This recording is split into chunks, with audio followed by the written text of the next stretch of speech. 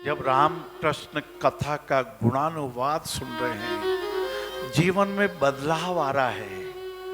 1976 में जब साकेत की श्री राम कथा उर्मिला जी लक्ष्मण जी के हृदय में विराज गई, राम भगवान को सुमित्रा जी का भी आदेश मिल गया, कौशल्या माता जी भी सहमत हो गई, जानकी जी भी साथ में पधार रही है। उठी न लक्ष्मण की आंखें, जकड़ी रही पलक पाके, किंतु कल्पना घटी नहीं, उदित उर्मिला हटी नहीं। उदित उर्मिला हटी नहीं। मन बहुत रोमांचित हो जाता है। जय हो। जिस भारतीय संस्कृति के आधार पर घर घर में रामकृष्ण कथा की कृपा से बहुत परिवर्तन आया।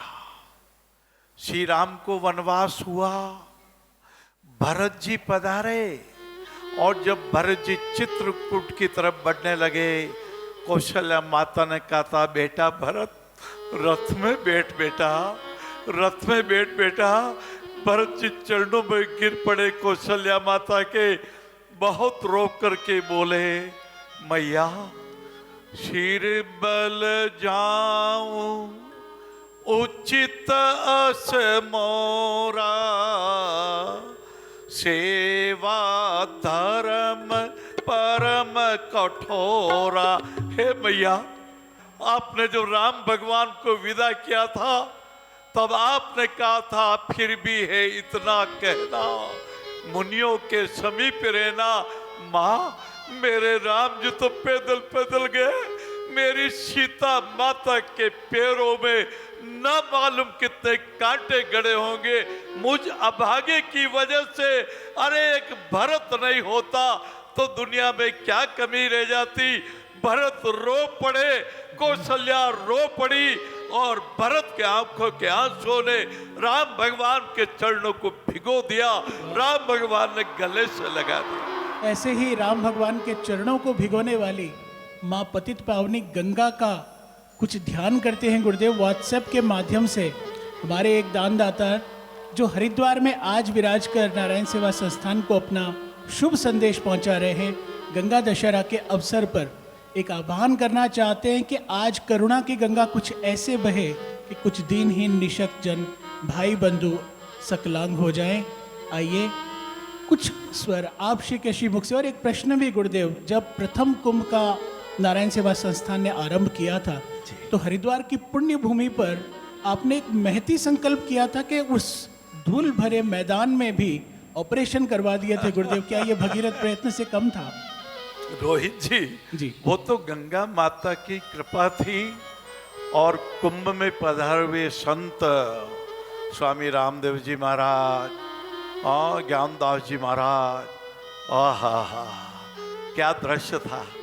और जब ऑपरेशन होते थे बाबू, मैंने कहा था कितना भी तूफान आ जाओ, कितने भी आंधी चल जाओ, कितनी भी गर्मी पड़ जाओ, ये दिव्यांग के ऑपरेशन तो होंगे ही, दिव्यांग तो खड़ा होगा ही। क्योंकि कुछ समय पहले एक दिव्यांग ने मुझे कहा था, पापा पापा मेरे पैर आ गए। मेरी आंखों में हर्ष के बहुत आंसू आए थे, और उस बच्चे के चेहरे की खुशी देख के मुझे लगा ये गंगा माता ने कृपा कर दी। रोहित, आपने याद दिला के जिस गंगा माता के तट पर मेरे पूज्य पिताश्री जी वर्षों तक विराजे, माता श्री जी परमार्थ निकेतन, रोज गंगा दर्शन, रोज गंगा स्नान, ऊपर पहली मंजिल पे विराजा करती थी। एक बाल्टी पर रस्सी लगा रखी थी, स्टील की बाल्टी पर।